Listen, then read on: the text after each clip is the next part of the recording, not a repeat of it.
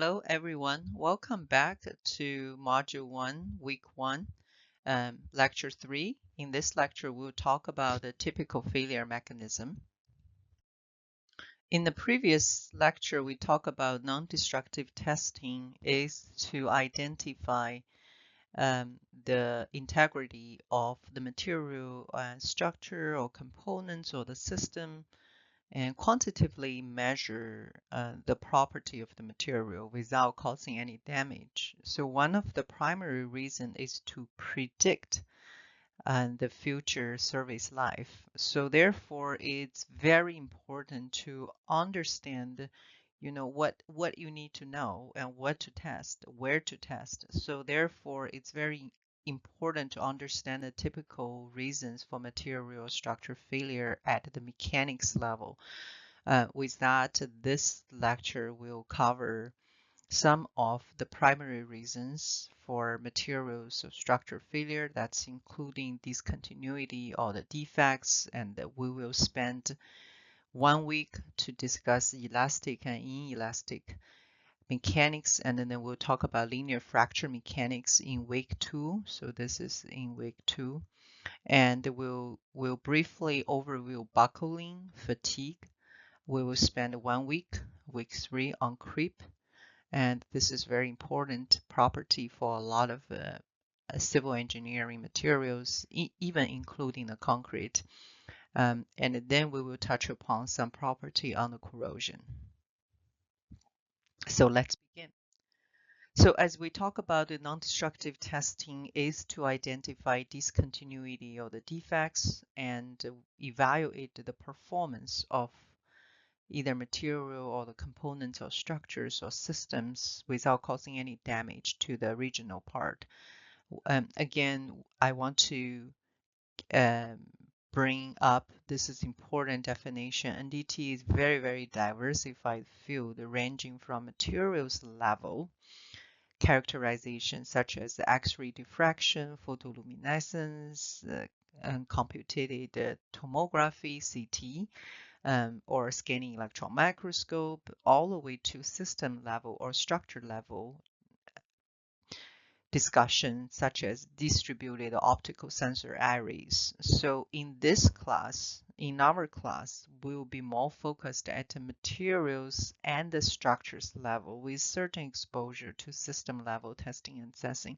So we're more focused on how to test the materials and how to test the larger structure components. And we will spend at the course number 3, we'll spend probably 1 week to discuss the distributed optical sensors and how that purpose serving with IoT sensors. So first, let's take a look at what we call the intrinsic discontinuity or defects at materials level. Here is a schematic of any material, which we know fundamental building elements, it's atoms. So if we consider each of this is one atom, and in between, that's your chemical bond, right? That's your lattice. So a perfect material will each atoms in their position, and then that's nice connection between these atoms with your lattice, and then the distance between atom A to atom B, we call it the lattice distance. So sometimes we know there is an intrinsic defect, right? What happens if the chemical bonding between two atoms broken? It's your lattice is broken. So therefore, as you see, in a perfect world, if I apply a load, in this case it's tensile, so the load will be nicely distributed through the material. However, if the lattice is broken in this case, so therefore your load will be concentrated in this area, right? As you can see, we have the load will be heavily stressed in these two atoms. And so therefore, will be a weak spot. Discontinuity is very easy to happen in the material at the fundamental building blocks level. That's what we call intrinsic defect, right? Which is inherently located at the material during the original production process. For instance, here is some scanning electron microscope picture to show you how the materials orientation. As you can see here, we have a materials is what we call polycrystalline. You have some orientation which this direction, and then you have orientation going to this direction. So therefore the mechanical property will be very different on each of the plane. So it's a similar case here. As you can see, with this is atomic structure of the zinc oxide on sapphire, right? This is a transmission electron microscope, and this 2 nanometers. So each is of this is a couple angstrom. So therefore you can see polycrystal zinc oxide. So we have one plane going to this direction and another plane going this direction. So this is what we call the green boundary.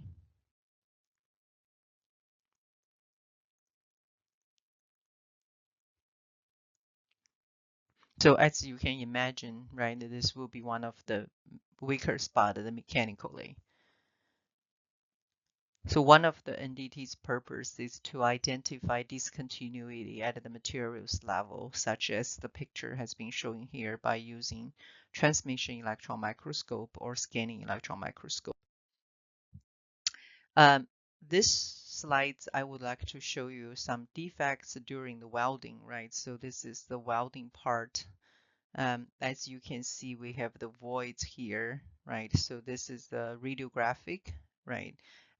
X-ray, and as you can see clearly, there is a voids here. So therefore, the defects can happen during the manufacture process, right? Or machining parts or the structure parts. That will be leads to premature failure.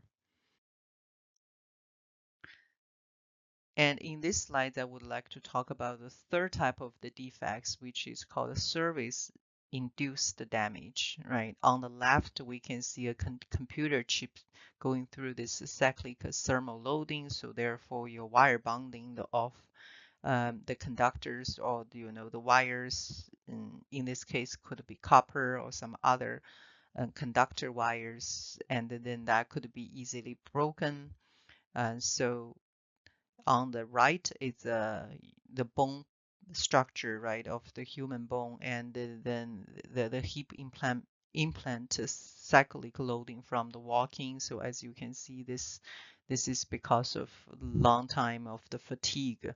So therefore, damage can be induced from the cyclic loading, such as thermal, such as mechanical processing, such as corrosion, creep, that can induce some defects. So it's important by using some non-destructive or non-invasive testing methods to understand the damage, such as X-ray diffraction or CT.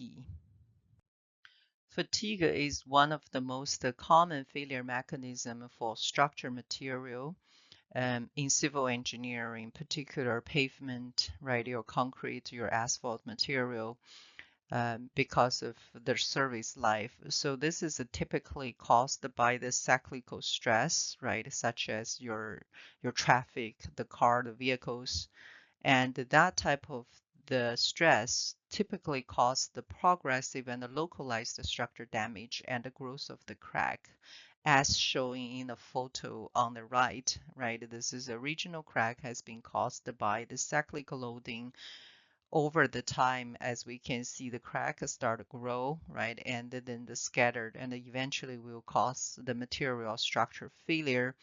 And it's important to point it out that stress is much lower than your yield stress or the tensile stress. In other words, if we're looking at, we had the sigma, right? If it's in tensile sigma and your epsilon, right? Stress strain curve, and then you have your material, right? Going through the perfect linear Hooke's law, and then reach a little bit of plateau, and then you pick it up and get to the ultimate stress, right? And then you fracture.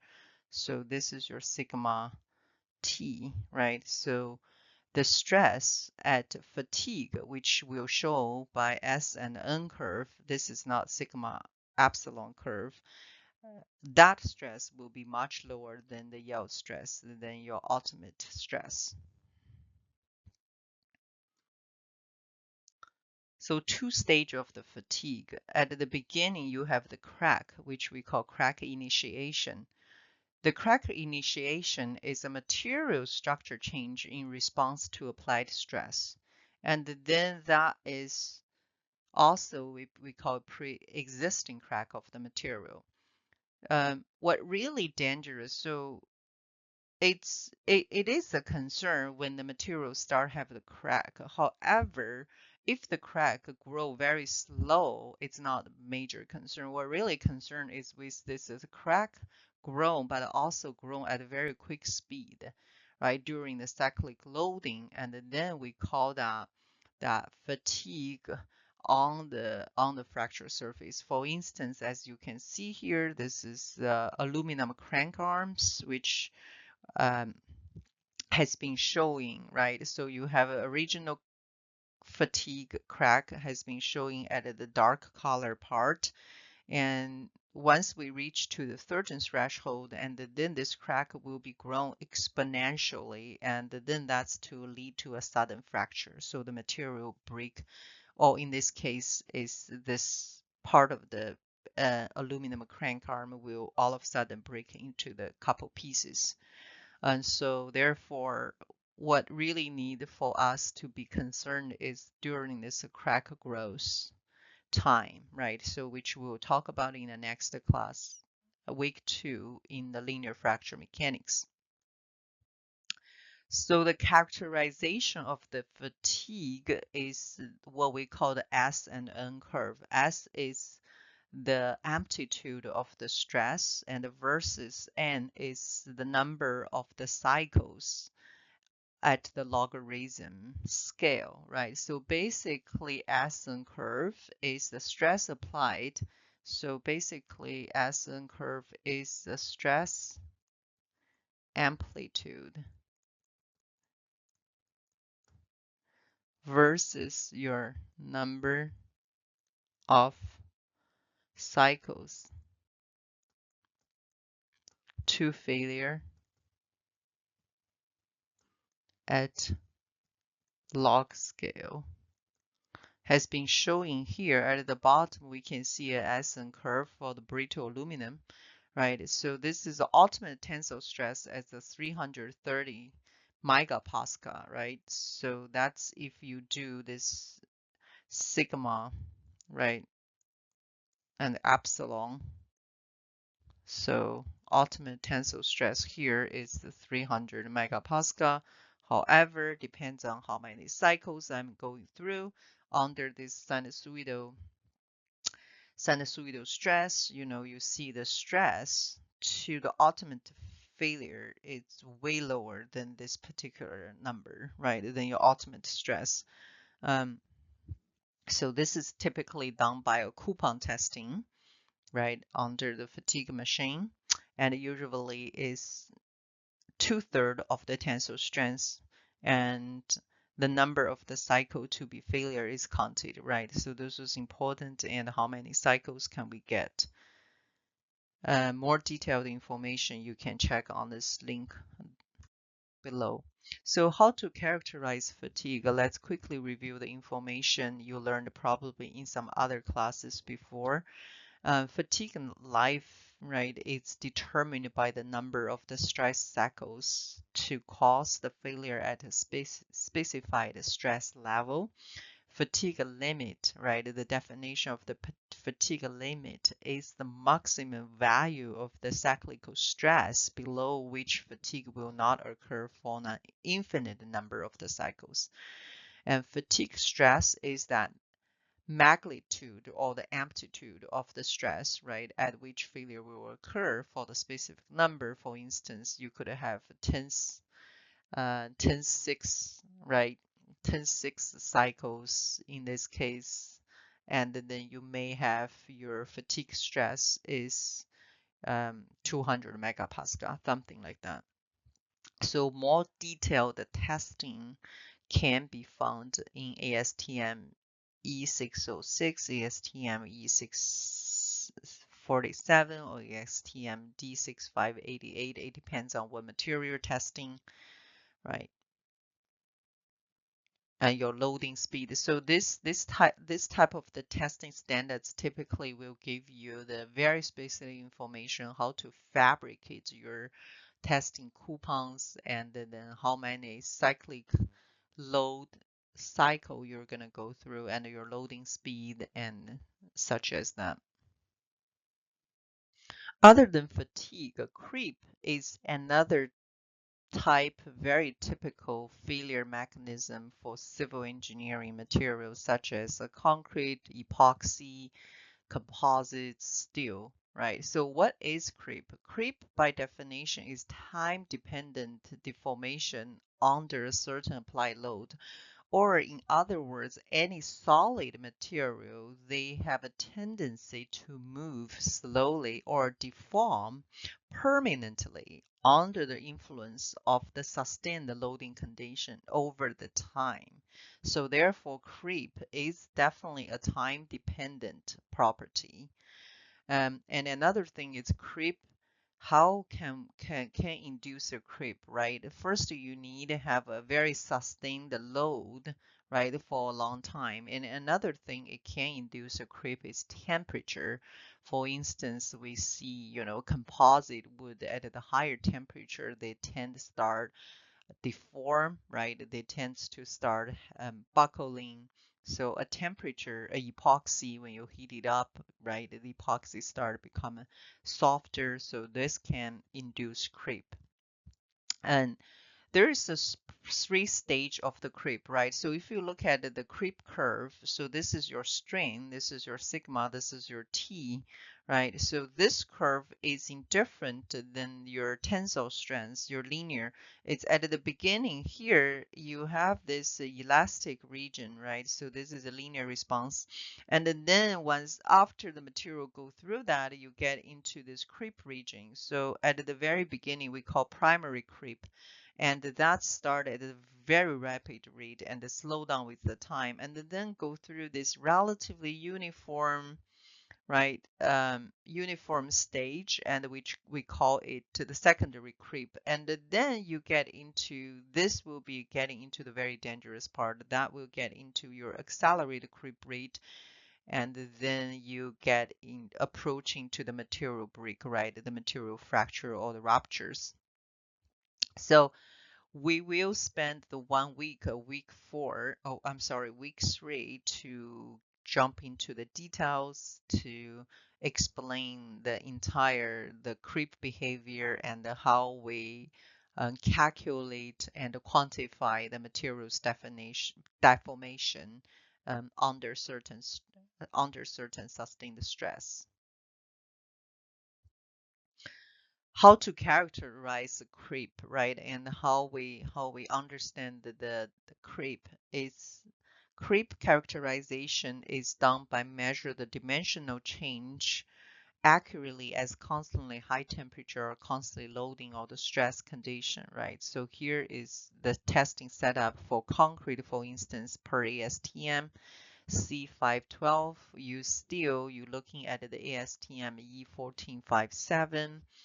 Um, and again, creep mechanism is very different between the metals, plastic, rubber, or concrete. Again, it's because of the material's property, right? So you could have this what we call fracture material, or you could brittle material, or elastic material, or ceramic material. They are very, very different. So therefore, depends on what type of material, you have to go through different ASTM standards, which we'll cover again in week 3 in this class. Here is one of the very unfortunate example I would like to show you how important to understand the creep behavior and to avoid the accident like this. This has happened in 2006 on July 10th. The 12 ton of the concrete panel has been falling from the 4-point channel in Boston. So everybody probably know Boston Big Dig project, right? So this is one of the concrete panel on the ceiling. Unfortunately, it fell and killed the 2 passengers. The primary reason was really on this creep type of a failure with the anchor. So they use the epoxy, and then the anchor, several anchors was embedded in the epoxy, and then holding this concrete panel in place. However, the epoxy has this creep behavior. So over the time, creep has deformed, which we call the stress relaxation. So therefore, the bolt was ruptured, and then this entire panel has fallen. So as a civil engineer, it's very important to understand all those type of behaviors of the material, right? It's hard to imagine very solid material such as concrete, and we will have a significant deformation over the long time as well, so which we will discuss in week 3. Buckling is another type of typical structure failure, particular for the columns, because of the slenderness of the column. So as can be seen here, if you have a concentrated uniaxial compression, right, and the column has insufficient flexural stiffness, so they tend to bend for one direction. So that's what we call the buckling. And the critical load of the buckling of the any columns are determined by the equation as being listed here. PCR equal to pi squared times A over the E, or modulus of the material, modulus of elasticity, times K. K is what we call the curvature mode or stiffness factor, which we will explain in a minute in the next slides. And L is the length, the column length between the pinned ends. Are its radius of the gyro. So as you can imagine, or easy to understand, the buckling issue of the columns is definitely directly correlated or dependent on what we call the slenderness, right? The slenders of the beam, and then which is, or the columns, which is your length over your smallest radius, right? So we call this A over 16, and then we call it a long beam or long column. And if it's a smaller, and then will be short. So as you can imagine, the long column and the short column definitely have a very different buckling behavior. Okay, so the R is a radius of gyrotation. Gyrotion or gyro is equal to I, moment of inertia, and divided by A, the cross of the air. Now let's discuss this K factor. K is so-called stiffness factor or the curvature mode, which is really a constant that based on the end condition, how the column being fixed, right, in the particular structure. So the K factor is determined by how the end has been fixed. For instance, if both end pinned, what is pinned is means you have a degree of freedom of the rotation.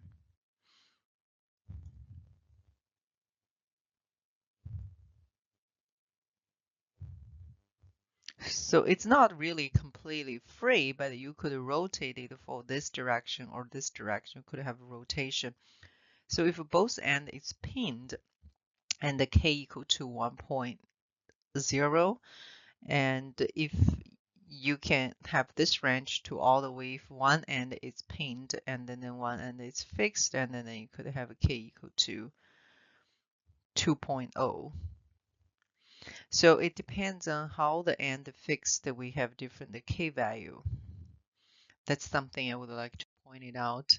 So here is some example have been shown you, right? And then not only just the column can buckle, the beam can buckle as well. For instance, here are some wood beams, and that buckling is really coming from the thermal loading during the drying condition. As long as you have a uniaxial compression loading, right? And then when this have a very long slender issue, and then you have this buckling. And here is a clearly example to show the buckling of the columns. as we can see here, right? So for the columns, they never yield, right? It always buckled, as you can see, the concrete, and then the rebar still hold together. However, there is a significant displacement, right? So this leads to catastrophic failure because you have such a large displacement, so the entire structure will be buckled. So other than the buckling, corrosion is another typical structure defect or materials defect, and that can be detrimental, right? Either to be concrete or steel. In this case, we have been showing is the sulfate reduced bacteria on untreated sewage, right? That make a very big damage to the concrete pipes, and then the sewer pipe, as you can see here, is a significant thinning of the thickness of the pipe. And as we also know, the seawater um, has a very strong effect to corrosion. So for instance, when concrete is exposed to seawater, there's a significant corrosion. So the cover of this steel rebar has been um, completely vanished, right? And then this is typically attacked by magnesium chloride and a sulfide ion and the carbonation in the seawater. So, and other than seawater, acid rain and often leads to the corrosion, which significantly reduce the concrete or steel compression strength durability, right? As being shown here with different pH, as we can see, you know, with the pH 1.5 after 90 days, there's a very clearly honeycombing in the concrete structure. So as you can imagine, the completely, you know, the compression strength and the durability will be reduced. Here is another example to show you concrete reinforcement going through the corrosion, right? The exposure of the reinforced steel to chloride ions is a primary corrosion. And then as you can see, some of the steel has been corroded, and then some of the corrosion starts to showing up in the concrete and leads to the large crack. Corrosion can lead to catastrophic failure if it's not being addressed properly. For instance, here is an example I would like to show you in December 2017. There is a very big bridge called the Georgia Foot Bridge collapsed right in Czech Republic. Um, and so this is actually a 30 years old bridge, the 30 years old. So it's not a very new bridge, 30 years old bridge. And then the major reason was collapsed is because of the concrete reinforcement structure corrosion as being using here. So the rebar has been completely exposed after, you know, fracture surface. As you can see, it's clearly is corrosion leads to compression strength has been reduced, so cannot take the load. What is really interesting here, I would like to point it out, just an anecdote. It is very interesting. So this bridge has been instrumented with the sensor to measure the deflection 3 weeks before the collapse. So 3 weeks before the collapse, the engineer actually installed multiple sensors on this bridge to measure the deflection and at every 2 minutes interval. So this is very interesting. It's not exciting, interesting, it's sad, interesting.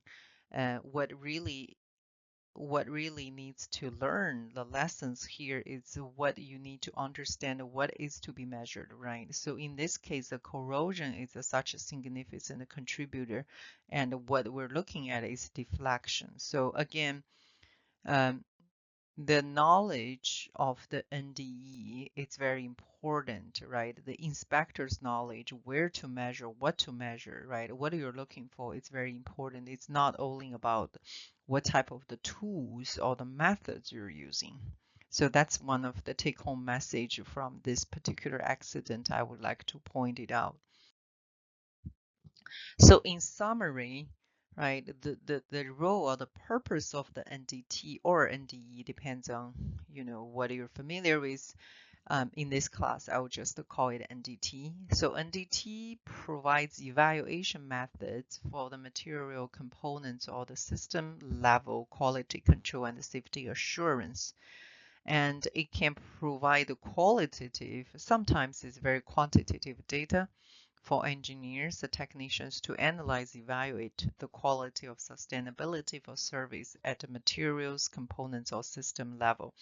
One thing I would like to point it out or bring to your attention is NDT expert really needs to work with the fracture mechanics and the structure engineers or material scientists together to solve the problem, right? Some of the NDT experts are very good at testing methods, data processing, analyzing.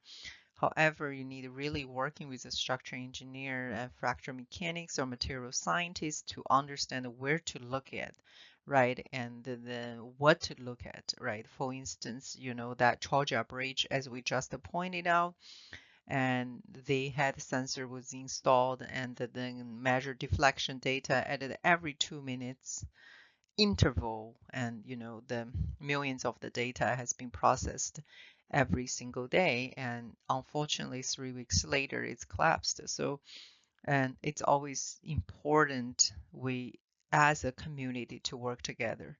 So with that being said, the next week we'll talk about fracture mechanics and then part of the structure mechanics in the next 2 weeks. So in this way, we can build a very solid foundation and a knowledge base for non-destructive testing methods. So thanks for your attention for this video, and coming next is the case study. It's also a term paper I expect you to complete.